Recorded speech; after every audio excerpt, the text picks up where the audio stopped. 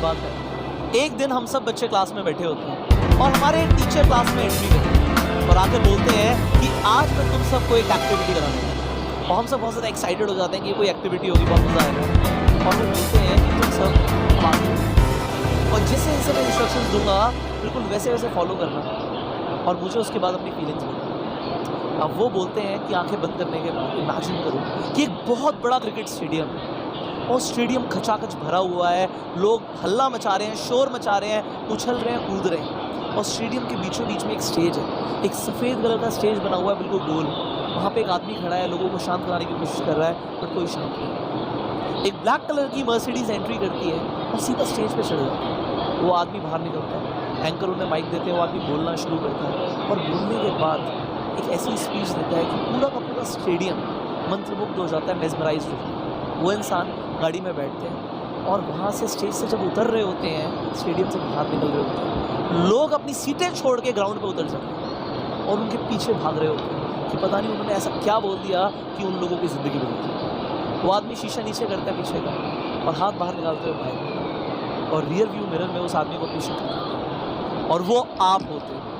जब उन्होंने ऐसा मुझे इमेजिन कराया था, मैं वो फीलिंग में बाहर ही नहीं निकल पाया। मुझे उस दिन ऐसा लगा कि अगर ज़िंदगी बनानी है तो ऐसी बनानी है। मुझे वो सपना नहीं दिख रहा था, मुझे वो अपना फ्यूचर दिख रहा था। बाकी बच्चों के लिए वो सपना होगा, वो भूल भी गए होंगे, बट मैं नहीं भूला। और उस सपने को हकीकत में मैंने बदल दिया और आज आपके सामने खड़ा हूँ। और इस वीडियो के अंदर मैं आपको ये बताने वाला हूँ कि वो जर्नी मैंने कैसे पूरी करी। वो जर्नी आसान नहीं थी, उसे करने में क्या क्या लगा, क्या क्या एफर्ट्स लगे, वो पूरा आज आप सब जानने वाले। So I know you all are very excited. तो वो 9th क्लास के बच्चे को जब ये सपना आया, मेहनत करते करते, पढ़ाई करते करते कब 12th आ गई पता नहीं लगा, बट 12th का जब मैंने एग्ज़ाम दिया फाइनल, वो सपना दोबारा से मेरे सामने आया। वो जहन से निकला ही नहीं कि अब करना क्या है।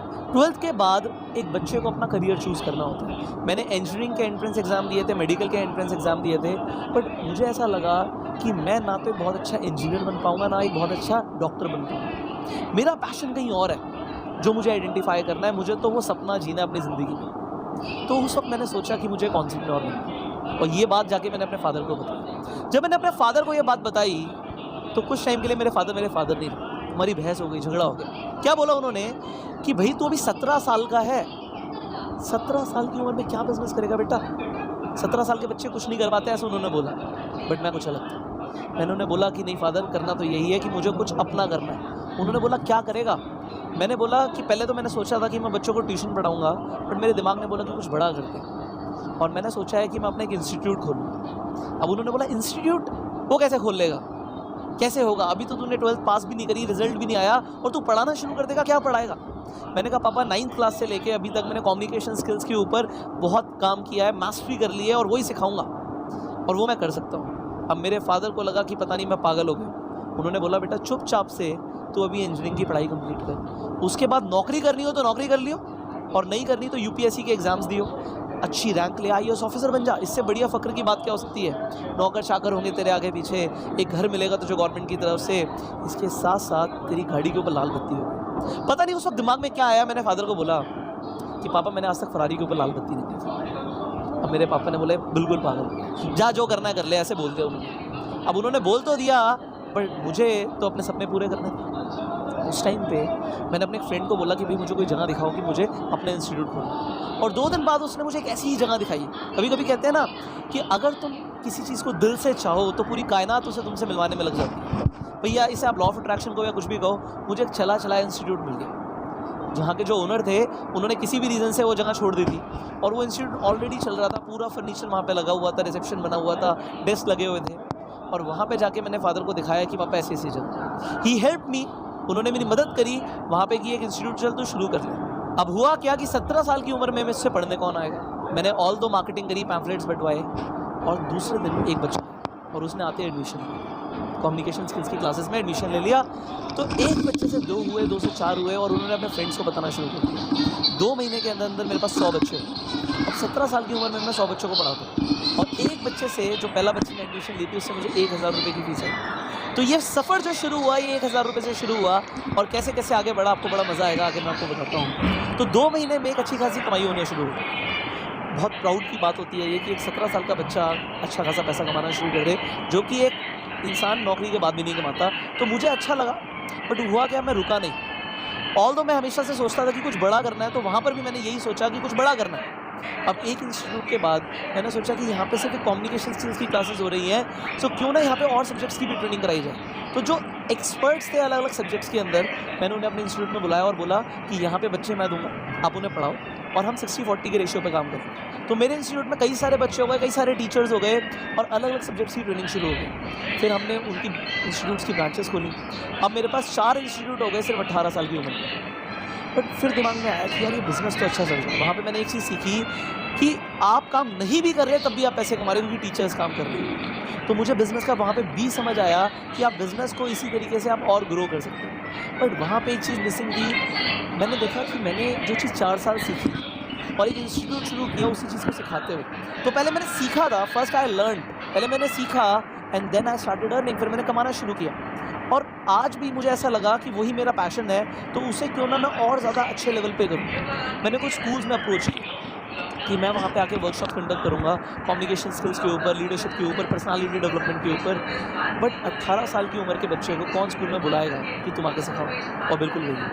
मैं कई स्कूल्स में अपना प्रपोजल लेके गया, बट हर जगह रिजेक्शन। सेम 18 साल की उम्र से कौन वर्कशॉप करेगा। बट हुआ क्या, फाइनली होता क्या है कि एक लॉ ऑफ एवरेज होता है कि आप बार बार अगर आप काम करते रहोगे तो 10 जगह पे 9 जगह 9 मिल जाएगी, बट एक जगह आपको ये ज़रूर मिलेगी। मैं गर्ल्स स्कूल में गया और वहाँ पे जाके मैंने अपना प्रपोजल दिया। मेरी प्रिंसिपल से बात हुई और उन्होंने बोला कि ठीक है आप एक वर्कशॉप करो। तो वहाँ पे मैंने 2 घंटे की वर्कशॉप करी और वर्कशॉप कंडक्ट करके मैं घर पे आ गया। तो घर पे आने के बाद मुझे प्रिंसिपल का फ़ोन आया और प्रिंसिपल बोलती हैं कि आपकी वर्कशॉप का बहुत अच्छा रिस्पॉन्स आया है और हम आपकी और वर्कशॉप्स कराना चाहते हैं।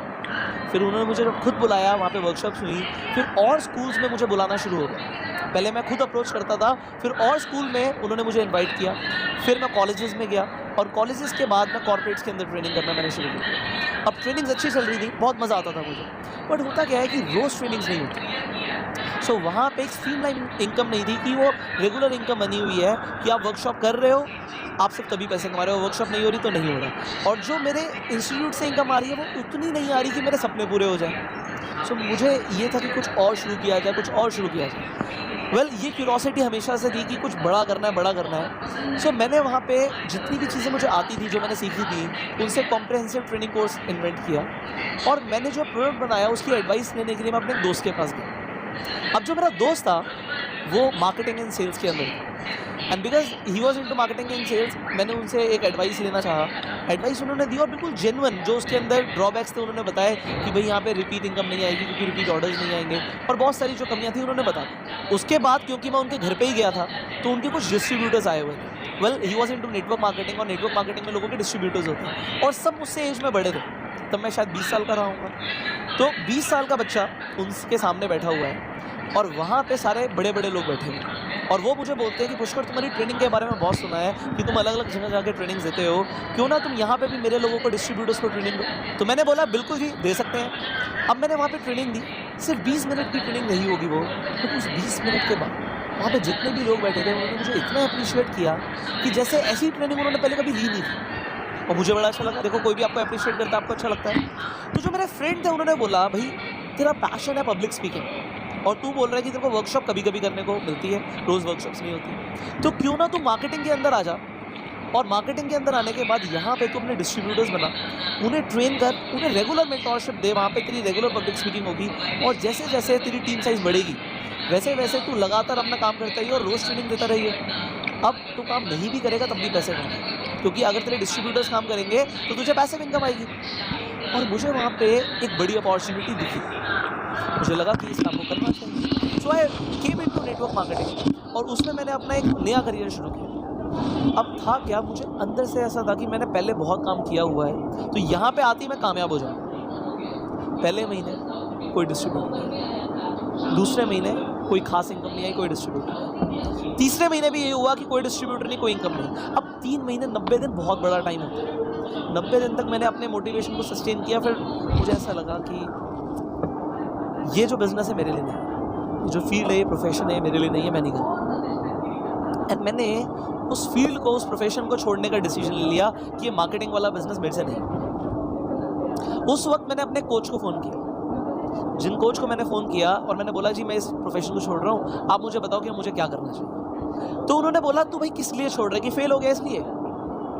इतिहास को देख ले कि हर इंसान कभी ना कभी जो महान बना है वो फेल हुआ होगा, बट बात क्या है कि कौन दोबारा खड़ा हुआ, किसने अपने आप को इम्प्रूव किया और वो जीत के दिखाया उसने। तो मैंने बोला जी बताओ भी कमी क्या है। उन्होंने बोला कि क्या तुझे रिक्वायर्ड टेक्निक्स या स्किल्स आती हैं जो मार्केटिंग में चाहिए होती हैं, क्या तू ह्यूमन साइकोलॉजी को समझता है। मैंने कहा ऐसा तो मुझे कुछ नहीं आता। तो उन्होंने मुझे कुछ कोर्सेज, कुछ ट्रेनिंग्स रिकमेंड करी। देखो ज़िंदगी में आप कोई भी काम करो, आप कोई बिजनेस करो, कोई नया काम करो, आप खाना भी बनाना चाहोगे ना तो आपको सीखना पड़ेगा, बिना सीखे खाना जल जाएगा। और सिमिलरली मेरे साथ हुआ कि मैं एक नई फील्ड में गया और वहाँ की स्किल्स, वहाँ की टेक्निक्स जो वहाँ पे रिक्वायर्ड थी मुझे नहीं आती। दैट वाज द रीज़न कि मैं फेल हो गया और मैंने डिसीजन लिया कि मैं छोड़ दूँ। बट फिर मैंने सीखा।